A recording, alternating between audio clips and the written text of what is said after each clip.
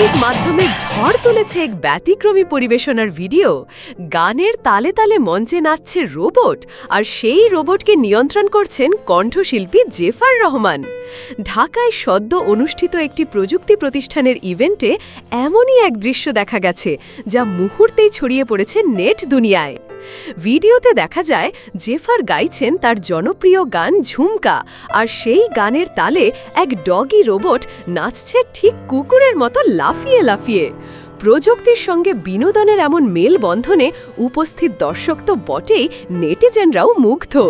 কেউ বলছেন রোবটকেও নাচিয়ে ফেলেন জেফার, আবার কেউ টিপ্পনি কাটছেন গান তো কম, নাচটাই বেশি গুরুত্বপূর্ণ মনে হচ্ছে।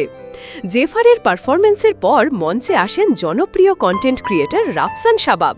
তিনি মজার ছলে বলেন, জেফার এতদিন মানুষকে নাচিয়েছেন, এবার রোবটকে নাচালেন। এই মন্তব্যকে ঘিরে শুরু হয় নতুন গুঞ্জন, কারণ এর আগেও জেফার রাফসানকে একসঙ্গে নানা জায়গায় দেখা গেছে, যা তাদের সম্পর্ক নিয়ে গুজব ছড়িয়েছে।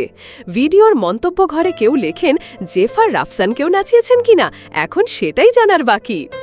এখানেই শেষ নয়, জেফারের গায়িকা নিয়েও আবার সমালোচনা শুরু হয়েছে। অনেকেই মনে করেন গান নয়, তিনি এখন স্টেজ পারফরমেন্স দিয়ে মনোযোগ আকর্ষণ করছেন। তবুও জেফার থাকেন নিজের ছন্দে, গান, মডেলিং, উপস্থাপনা, এমনকি অভিনয়ও রেখেছেন নিজের উপস্থিতি।